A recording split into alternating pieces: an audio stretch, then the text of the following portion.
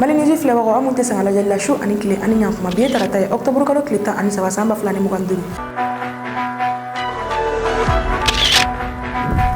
An ka bi kunnafoniw bɛ tali kɛ min na Mali armée banbagaci ɲɛmaaba dɔ faga Segu n'an bɔra ye Cameroun opposition ɲɛmaa Issa Bakari a bɔra k'a fɔ ko ale de gagnera élection na kunnafoni walawalali a bɛna sɔrɔ an ka kunnafoni kɔnɔ.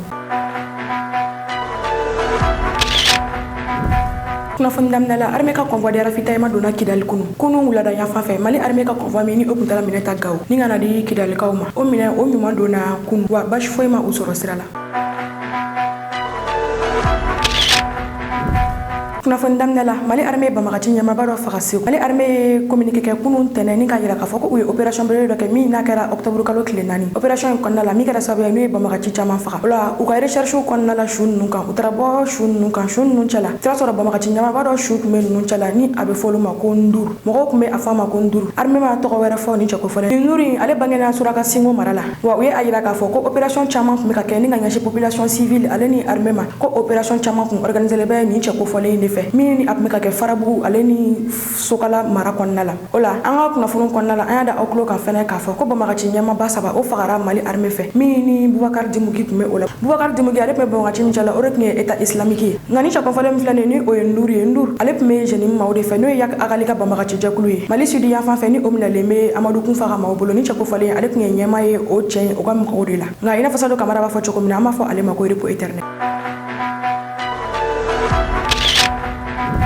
Alisa an bɛ to lakanako kɔnɔna la ni dɔgɔkun tɛmɛnen na Mali armée ye opération caman kɛ opération minnu ni Mali armée ye sebaya sɔrɔ olu kan o la ɲanfuke ka na Mali camancɛ yan fan fɛ Sevare fo ka na Mali sud yan fan fɛ Zantigi la Mali armée ye opération caman kɛ nin yɔrɔ kofɔlen na ɲanfuke kɛrɛnkɛrɛnnenya la Aberebe ale ni Tonka Mali armée ye opération kɛ nin yɔrɔ ninnu na opération minnu kɔnɔna la u tigɛ da sigana mɔgɔ caman kan o wagati kelen Mali armée bɛ ka dɛmɛ don population caman ma nord yan fan fɛ fo ka na se centre ma sabula min ye baloko gɛlɛya o bɛ olu kan nin wagati in na kosɛbɛ o la Mali armée bɛ ka dɛmɛ don olu fɛnɛ ma baloko ta fan fɛ o la Sevare kɛrɛnkɛrɛnnenya la ti Mali armée ka opération kɔnɔna la u ye banbagaci caman faga minnu ni olu tigɛ da u bolofɛnw fɛnɛ kan o la Aguelop ni o bɛ Mali kɔrɔ yan fan fɛ u ye opération caman kɛ nin yɔrɔ kofɔlen fɛn la fɛn min ye Gosi ye banbagaciw olu tun ye embuscade dɔ bila Mali armée ka convoi nka Mali armée ka nin convoi u ye nin embuscade ale détruire ni ka jigin banbagaciw kan kosɛbɛ min kɛra sababu ye n'u ye banbagaci caman ka u bolofɛnw minɛ ni marifaw b'o la telefoniw b'o la fo ka taa se maramafɛn caman ma u ye o caman minɛ ni ka u dangayɔrɔ olu caman détruire o kɛlen Zantigi la fɛnɛ u jiginna banbagaciw olu fɛnɛ ka nin yɔrɔ kɔfɛ na ni ka cɛnni caman don u kun ni ka u bolofɛnw caman fɛnɛ minɛ o la u ye opération belebele min kɛ ni o kɛra Inarabani min kɛra sababu ye n'u ye banbagaci ɲɛmaaba 3 faga nin yɔrɔ kofɔlen in na ni opération belebele minnu ni Mali armée y'a kɛ u bɛɛ farala ɲɔgɔn kan Diripa fɛ Diripa ni o ye armée ka kunnafoni disoba ye an ka jɛ an ka Abdoulaye Sako ale ka laseliw lamɛn ka kɛ ni opération ninnu ye. Au cours de la semaine écoulée,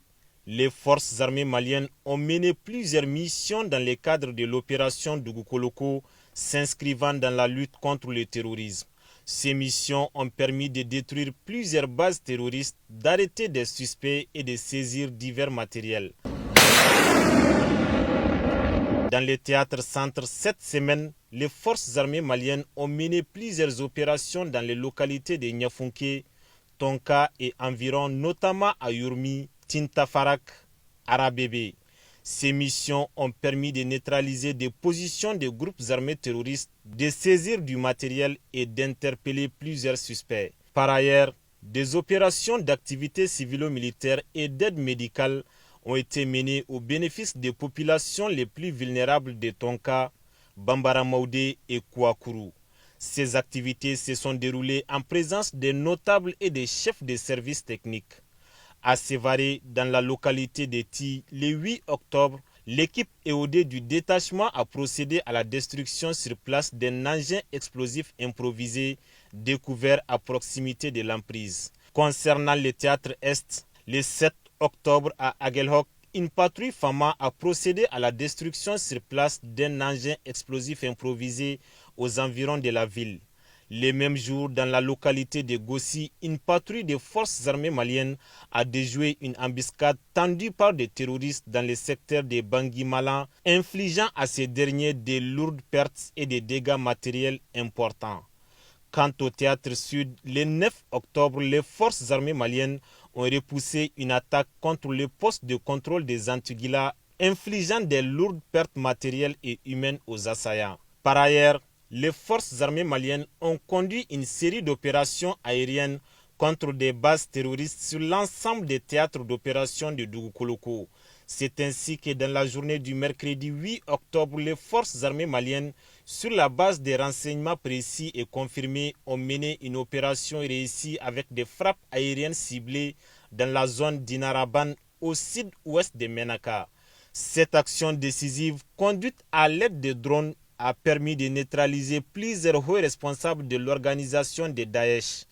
Parmi les individus tués figure Boubacar Demungi, un cadre opérationnel majeur de Daesh et adjoint direct de l'émir Issa Baré, responsable de la zone nord de Menaka couvrant Tindermene, Ikadewan et Tedjererte. Il dirigeait plusieurs cellules actives dans la région et supervisait la logistique ainsi que la gestion des détachements terroristes. Aux côtés de Boubacar Demungi ont également péri plusieurs combattants de Daesh, dont Ismaël Ould Habib Ould Shogib et Ahmed Ould Alwan Ould Shogib, deux officiers de Daesh opérant dans la même région. Les trois participaient à une réunion de coordination au moment où les frappes ont été déclenchées. Ces individus étaient impliqués dans des enlèvements d'otages étrangers, notamment une ressortissante suisse et une autrichienne enlevées à Agadez au Niger, détenues dans la région de Menaka. Boubacar Demungi assurait personnellement la supervision de leur garde, leur approvisionnement et leur santé. Connu pour sa brutalité et sa mobilité, Demungi avait participé à plusieurs attaques d'envergure, dont l'attaque du poste de Labezanga en décembre 2023, celle du camp d'Endeliman en 2019 où il est visible sur la vidéo des revendications de Daesh et l'embuscade de Tongo Tongo Niger en 2017 qui avait coûté la vie à des forces spéciales américaines et nigériennes. Les massacres de masse de plusieurs civils dans les régions de Menaka et Gao en 2022. Sa mort représente un coup dur porté à la structure de commandement de Daesh dans la région de Menaka, déjà affaiblie par plusieurs opérations récentes des FAMA. En outre, les forces armées maliennes continuent d'assurer la sécurité des personnes et de leurs biens sur l'ensemble du territoire national en concentrant leurs efforts sur les principaux axes routiers. L'état-major général des armées réitère son engagement et assure les populations de la détermination des FAMA à éradiquer l'ensemble des menaces auxquelles le pays est confronté. kunnafoni filana mali ye ɲɔgɔn dɛmɛ jamana ye lasina togola ye maliyɛn bɛɛ hakili lajigi o la dɔgɔkun tɛmɛlen an ka kunnafoni kɔnɔna la an ye video dɔ yira o la min kɔnɔna la cɛ dɔ ale bɛ k'a ka telimani ka o esansi bɔ ni esansi ko gɛlɛya in na ni ka kɛ finitigilaga dɔ diriba ma olu ye ɲinini kɛ nin cɛ kan u ye cɛ ye ni cɛ kofɔlen min filɛ nin ale tɔgɔ de ko lasina togo la kuma tɛguna la k'a yira k'a fɔ ko a ye nin waleya kɛ kun jumɛn de kama a ko an bɛ esansi ko gɛlɛya la i n'a fɔ nin wagati min na ko ale bɛ a préféré ni a ka tagama a sen na o ka fisa ale ma ni ale ka mali finitigilaga dɔ ye min bɛ ka a ka moto kolongolo ni ka tagama a sen na ni esansi ko gɛlɛya in na ko de kama ale a ka esansi bɔ ni ka kɛ ni cɛ kofɔlen o la ale yɛrɛ bɛ ka moto taxi min boli a ta tɛ nka a bɛ a boli ni ka a ta ɲini ka min fɛnɛ ta ye moto in ye o fɛnɛ bɛ i ta sɔrɔ a kan nka o n'a taw ta a y'a ka esansi bɔ fasoden ɲumanya kama ni ka a kɛ nin cɛ ye ale ka moto kɔnɔ ni o ye finitigilaka in ye walasa a bɛ se ka taa a ka baara la cogo min na kuma tɛmɛnen a la a y'a yira k'a fɔ ko nin video min filɛ nin ye ale yɛrɛ tun t'a kalama k'ale bɛ ka filime fo kɔfɛ de ale ɲɛ bɛ a ka jaw la min bɛ ka kolongolo bɔlɔlɔ siraw kan a ko ale ye nin wale min kɛ ale y'a kɛ fasoden ɲumanya de kama ko wa ko k'a da kan fɛnɛ teni kanu fɛnɛ bɛ ale la sabula ale ye teni ɲini siɲɛ caman ale ma se ka a sɔrɔ ale b'a dɔn ko fɛn min militaire ye olu bɛ baara min na o de kama ale a ka esansi bɔ ni ka kɛ nin cɛ ye lasina togo la a ye dakuru ɲɛ fila min fɔ ni diriba mɔgɔw ye a ɲininka la an ka jɛ an ka o lamɛn ɲɔgɔn fɛ ka bɛɛ hakili lajigi fasoden ɲumanya ye min ye ko in yɛrɛ a situba troisième point jiginda la polisi bɛ jɔ yɔrɔ min na n bɛ ka taa Tetebugu la bon ne bɛnna ni sɔrɔtigɛ a bɛ ka moto kolongolo ne ye turu cɛ ka tugu a kɔ ka essayé bɔ ka d'a ma pour que a ka yɛlɛ ka moto sanfɛ a ka taa ka so tenitigilaka ninnu u bɛ k'an lakana bon olu ka ye dugu ma sen na k'u bɛ ka tagama isase ko isase ko gɛlɛya k'u ka moto kolongolo fɛn cɛ ɲuman tɛ quoi bɛɛ ɲɛ de bɛ jɔ u la quoi bon a ka di bɛɛ de ka tenitigilaka ye moto sanfɛ a bɛ ka boli ka taa hali ni isase ko gɛlɛya bɛ yen hali n'an yɛrɛ tɛ isase sɔrɔ an k'a di olu ma donc u ka yɛlɛ u ka moto sanfɛ u ka taa u ka so quoi ne ka isase kun banna ne tun bɛ ala minɛ ka kolongolo ka taa mais o fana ka fisa ni sɔrɔtigɛ ka taa kolongolo quoi hali ni n ka isase tɔ kun ye 100 ne tun b'a bɔ ka k'a kunna a ka yɛlɛ moto sanfɛ ka taa so bon ne tun bɛ n ta kolongolo ka taa wari ɲini kun tɛ ne bila o la quoi an kan ka o dɛmɛ se bɛ min ye o se tɛ min ye o se fitinin min b'e bolo o k'u ye o k'o o jɔyɔrɔ dɔn donc ça u dɛmɛ dɔrɔn de pour que u bɛ ka ni lakana quoi n'i y'a mɛn an bɛ daga sunɔgɔ minnu na sɔrɔsiw de don ne ni sɔrɔsiw tɛ an tɛ se k'an da k'an sunɔgɔ n bɛ wuli san y'a sɔrɔ an bɛɛ b'an sen kan siraw tigɛla sɔrɔsiw de taara sira libéré essence bɛ ka don donc an tɛ se ka kɛ fitiriwale olu ma quoi dɔw fana dɔw somɔgɔw don dɔw denw don dɔw faw don a ka ca quoi bon ne tun tɛ kamera ko in kalama yɛrɛ min ye ne filimi ne tun t'a kalama ko ne yɛrɛ filiminen don yɛrɛ ne nana bɔ a kalama don min o don dugusajɛ ne taara sigi n terikɛ dɔ kɛrɛfɛ bon a bɛ k'a image lajɛ a y'a kuma fɔ ne ko n ka na n ka lajɛ a y'a yira n na ne ko n ka moto lajɛ a ka ne lajɛ n sigi ni ne bɔlen tɛ a ko a ni ne bɔlen don an ko bon ne fana ye n daminɛ yen nɔ tugun terikɛ yɛrɛ kɛra sababu ye ne yɛrɛ bɔra kalama n tɛ sɔnna n kun t'a kalama k'a filiminen don yɛrɛ ne ye sɔrɔsiya sɔrɔ a ka di n ye bi n ye sɔrɔsiya n y'a ɲɛɲini ka dɛsɛ n m'a ɲɛ sɔrɔ mais n'i y'a sɔrɔsiya yɛrɛ sɔrɔ k'a tenni sɔrɔ n tɛgɛ la a ka di n ye a bɛ ne kunna fɛnɛ diɲɛ ma don o don n bɛ se ka sɔrɔsiya sɔrɔ sababu bɛ se ka na n b'a sɔrɔ fɛnɛ quoi mais n'i y'a sɔrɔ n bɛ don a la n ye sɔrɔsiya sɔrɔ n bɛ don a la quoi.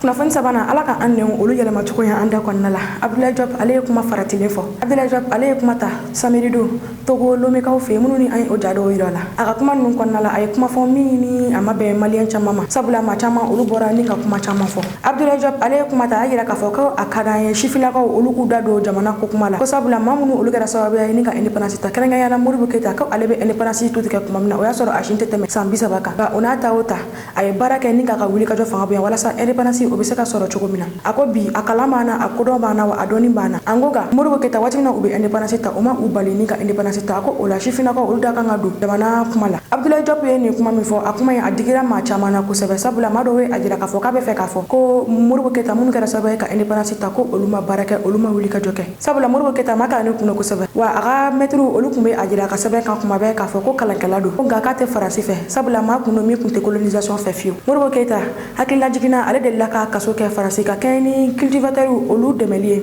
ni o ye sɛnɛkɛlaw ye waati min na maaw olu tun bɛ ka sɛnɛ kɛ Faransi ye ni ka Faransi ka kɔlɔ sɛnɛ Faransi tun tɛ ka olu sara Modibo Keyita ale bɔra ni ka o dénoncé min kɛra sababu ye ni u ye a don kaso la a ye kaso kɛ Faransi kaso kɔfɛ a kɛra député Soudan français la ka si to san 30 ale ni 3 o kɔfɛ Modibo Keyita ale kɛra jamanakuntigi ka si to san 40 ale ni 5 la bi tarata sɔgɔma in na Abdoulaye Diop ale bɔra ni k'a yɛrɛ ɲɛfɔ a y'a yira k'a fɔ ko ale ye ni kuma minnu fɔ ale m'a fɔ dɔgɔyalima kama ni ka ɲɛsin Modibo Keyita ma ni o ye l'indépendance tu tigɛbaga ye a ko ko ale bonya bɛ Modibo Keyita yɔrɔ kosɛbɛ k'ale ye ni kuma min fɔ ale m'a fɔ ka kɛ ni dɔgɔyalima ye o la maa dɔw ye a yira k'a fɔ ko mun na fɛn min ye Faransi leçon o effacelen ni ka bɔ an ka 9e maaw kun ni o ye classe 9nan kalandenw ye maa dɔw ye a yira k'a fɔ ko mun de kama u tɛ o leçon ye ka o remplacer ni Modibo Keyita ta ye k'a yira k'a fɔ Modibo Keyita a ye baara min kɛ faso ye a ye fanga ta k'a to si min na a ka wulikajɔ fanga kun ka bɔ cogo min na walasa indépendance o bɛ se ka ta cogo min na maa dɔw ye a yira k'a fɔ ko ka leçon ye o kɛ ka o remplacer Abdoulaye Diop ale ye kuma an ka jɛ an k'o lajɛ ɲɔgɔn fɛ walasa bɛɛ bɛ se k'i ka tɔmɔta tɔmɔ a la cogo min na.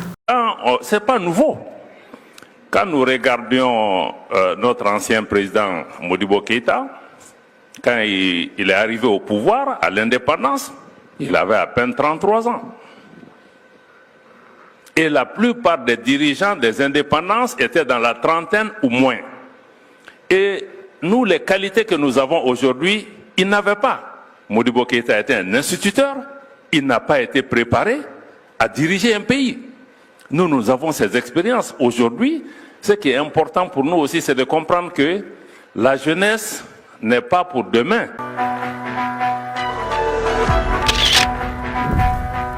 kunnafoni na Madagascar bɛ ni ka kɛ jatigi bɔ jamana ye Madagascar kabini samedi do kunnafoni carila k'a fɔ ko Madagascar olu ye coup d'état kɛ o la tentigiw olu bɔra ni ka fara population kan k'a fɔ ko jamanakuntigi ale dɛsɛra ko a ka taga bɔ wa tentigiw olu ma sɔn ni ka kisɛ kɛ jamana kɔnɔdenw na o la dimanche don Faransi avion bila ni ka taa Madagascar jamanakuntigi ta ka bɔ Madagascar ni ka taa n'a ye Faransi Île de Réunion na Île de Réunion ni o bɛ Faransi territoire kan ni ale ni Madagascar o ma jan kosɛbɛ kunu Madagascar jamanakuntigi k'ale to Île de Réunion la a bɔra ka discours kɛ discours min kɔnɔna la a ye a yira k'a fɔ ko ale ye jamanakuntigi halisa wa ko ale tɛ a ka démission fosi di wa a y'a yira k'a fɔ ko ni ye ale kɛlen ka assemblée générale ko ka o ci o la ko élection olu bɛna boloda walasa assemblée kura o bɛ se ka sigi cogo min na assemblée maaw olu ye wele bila ɲɔgɔn ma min n'a fɔ tilela fana tɔw bɛ ka don an fɛ yan waati min na o waati y'a sɔrɔ u ma tila u ka ɲɔgɔnyew na ɲɔgɔnyew kɔnɔna la u ye a yira k'a fɔ ko u bɛna voter walasa jamanakuntigi ka ale gɛnni ka bɔ fanga la o wagati kelen présidentielle ye communiqué min kɔnɔna la présidentielle ye a yira k'a fɔ ko assemblée maaw olu faralen ɲɔgɔn kan ko o ye sariya sɔsɔ ye nka Madagascar jamanakuntigi a ye discours min kɛ k'a to jamana kɔfɛ ni o ye une de réunion ye faransikaw fɛ kuma o ko kan fintigilaka minnu ni olu kun kan ka ni fanga ta olu banna k'u jɔyɔrɔ fa ni ka fanga ta olu ma sɔn ka fanga ta o la don na taw la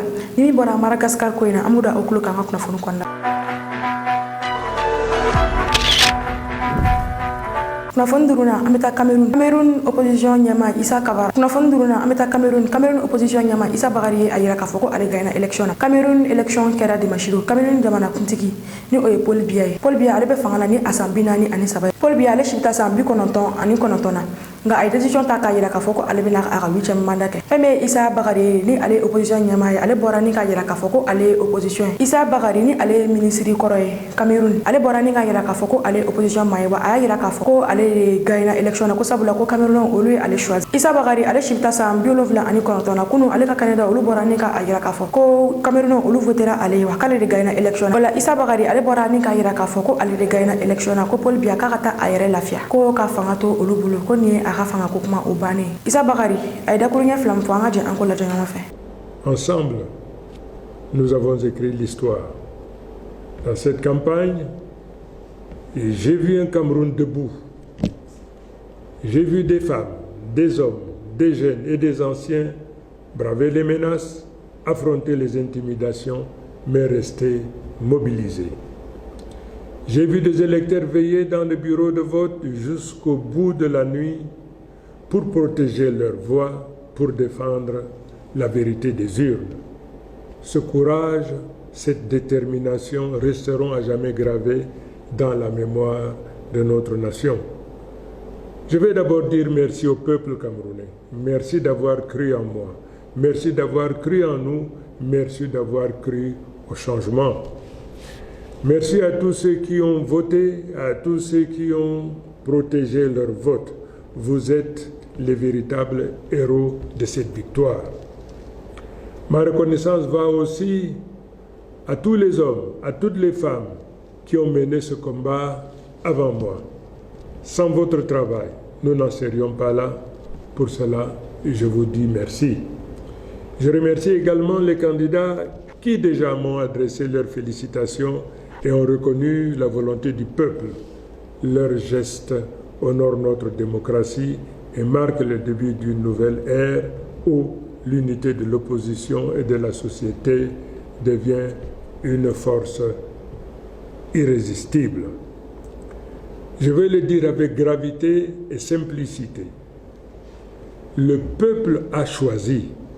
et ce choix doit être respecté. J'appelle toutes les institutions, toutes les autorités administratives, tous les responsables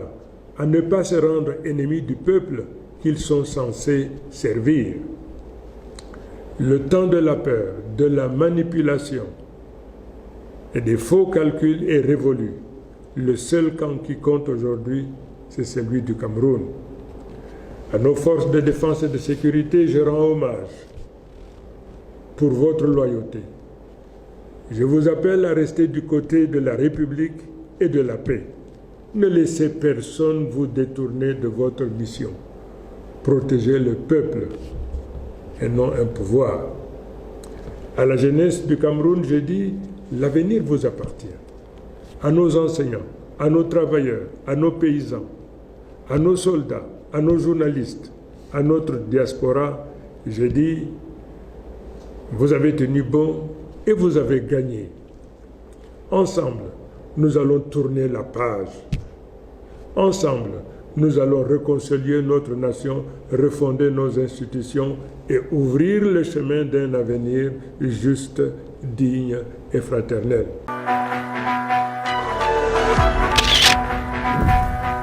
kuncala essence donna Bamako terni kɛmɛ 2 ani 9 bɔɲɔngo olu donna Bamako ona ta o ta essence ko gɛlɛya bɛ Bamako alisa sabula station caman olu faleme mawla munnu ni olu bɛ arana alisa essence ko la nka ni terni mun donne filɛ ni u doke walasa Mali fantan ani 4 olu bɛ se ka essence sɔrɔ cogo min na nka alisa aran o jɔlen bɛ station caman kɔnɔna la ka kɛ ni essence ko ye o la ma bɛ se k'a fɔ sini araba fo ka taa se alamisa ma essence o bɛna don station ninnu caman kɔnɔna la walasa mɔgɔw bɛ se ka essence sɔrɔ cogo min na sabula ni terni mun donne filɛ ni u bɛ ka essence olu jigi station kɔnɔna la nka station bɛɛ ma se ka essence sɔrɔ fɔlɔ essence ko gɛlɛya minnu filɛ ni sotarama olu fɛnɛ sen bɛ sɔn ka don ni essence ko gɛlɛya in nka sabula gasoil ko manki o fɛnɛ bɛ ka na kosɛbɛ i n'a fɔ an bɛ wagati min na nka terni minnu donna nin ye kunu caman kɔnɔna la essence b'u kɔnɔ nka gasoil fɛnɛ bɛ u kɔnɔna la o la Mali ministre min ka baara ɲɛsilen don commerce ko ma ni o ye Musa Alassane Diallo ye ale wulila ka kɛ ni essence ko ye ni ka taa chambre de commerce la a taalen a ko an bɛ wagati min na i ko sisan ko a ka gɛlɛn kosɛbɛ o la k'a b'a ɲini opérateur fɛ bɛɛ ka i se kɛ walasa Mali bɛ se ka dɛmɛ cogo min na essence ko fanfɛ bɛɛ bɛ se ka essence sɔrɔ cogo min na Musa Alassane Diallo a ye kuma ta a ko wa k'an bɛ wagati min na ko sisan ko opérateur dɔw fɛnɛ de kɛlen don ka u ban ni ka essence di maaw ma ko maa dɔw fɛnɛ bɛ yen nɔ olu fɛnɛ bɛ ka a ɲini ko fo dɔ ka fara essence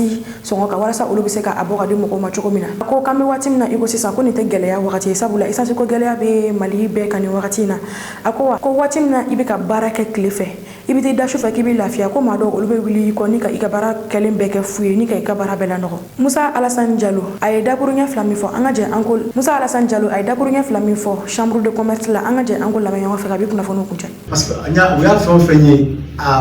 mama y'a baara kɛ u y'a ka station bɛɛ datugu wa an kun m'o ka continuer hali sini kɛnɛ ni mɔgɔ min y'a u k'a datugu wa siyɛntigi yɛrɛ b'a fɔ cɛ mɔgɔ tɛ jamana na bilen mɔgɔ tɛ se jamana na maa si tɛ se jamana na n'i ye mɔgɔ sini jamana na jamana de y'a yɛrɛ to i wele ka sara maa si tɛ se k'i bɔ a la jamana maa si n'i y'i bɔ a la jamana a b'i kɔ apɛrɛ jamana tɛ ko fitinin koyi n'i ko jamana ye i ko Maliyɛn miliyɔn 22 o de ye jamana ye Maliyɛn miliyɔn 22 o de ye jamana ye e kelen tɛ se ka wuli k'i bɛ wada maa miliyɔn 22 o b'i kɔ apɛrɛ ka jamana k'i n'a fɔ tigita la ka jamana k'i n'a fɔ sariya tɛ jamana kɔnɔ yɛrɛsago kɛ n bɛ wuli sɔgɔma dɔrɔn essence pilier ni ba feere de la o tɛ se ka kɛ o tɛ kɛ de o tɛ kɛ sini o tɛ kɛ a sabanan ye min ye dɔw fana b'a dabɔ a kama ka kunnafoni jugu fara ɲɔgɔn kan k'o bila bɔlɔlɔsiraw kan nin bɛɛ ye wale ye min b'a to ka jamana kɔnɔdenw jatigɛ min b'a to u bɛ girin essence ni pétrole kan olu fana o girin min bɛna kɛ u bɛna fɔ ka dɔ bɔ hakɛ la olu bɛ se ka tɔnɔ wɛrɛ sɔrɔ o fana kɔnɔ na cogo min na nin bɛ an ka maliyɛnw ka baara de ne y'a fɔ yan nɔ donc nin y'a dɔn kelen tɛmɛnen ko Mali baara ma nɔgɔn dɛ tu bɛ se ka Mali baara ma nɔgɔn dɔɔni ni mɔgɔ min y'a f'i ye ko Mali baara ka a ye nkalon tigɛ e bɛ wuli sɔgɔma 4 heures du matin k'a Mali jɔ k'a jɔ fo 20 heures e sɛgɛnnen 20 heures e bɛ t'i da 20 heures 30 donc wuli e kɔfɛ e min jɔ a b'a ci fo ka taa dugu o de ye Mali cɛ o tɛ ɲɛnabɔ dɛ ne tɛ se k'a faamu an bɛ nin gɛlɛya min kɔnɔ ko maliyɛn dɔw de ko f'u ka sɔrɔ de kɛ nin gɛlɛya de kɔnɔ f'u ka sɔrɔ de kɛ nin gɛlɛya kɔnɔ ka sɔrɔ de kɛ nin gɛlɛya kɔnɔ jagoya bɛ sɔrɔ de kɛ nin gɛlɛya kɔnɔ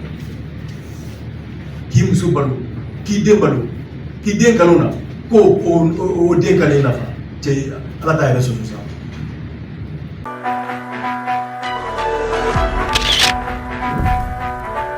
ni bɛ da sigi an ka bi kunnafoniw na an ka foli bɛ an filɛbaga bɛɛ kɛrɛnkɛrɛnnenya la minnu bɛ ka an lajɛ ni ka bɔ Côte d'Ivoire aw kan bɛ wagati wɛrɛ se ka kunnafoni jɛlen ɲini ka di aw ma ani ka dɔw jigikɔrɔ kunnafoni ko la Mali News mɔgɔ bɛ aw ka dɛmɛ na dɔrɔmɛ 100 kalo la maa min bɛ fɛ ka dɛmɛ don aw ka kunnafoni diso man di ma a bɛ se ka wari ci ni numéro na ni o ye 91 21 40 84 aw kelen kɔ ka dɛmɛ fɛnɛ ci aw bɛ se ka aw tɔgɔ yɛrɛ fɛnɛ ci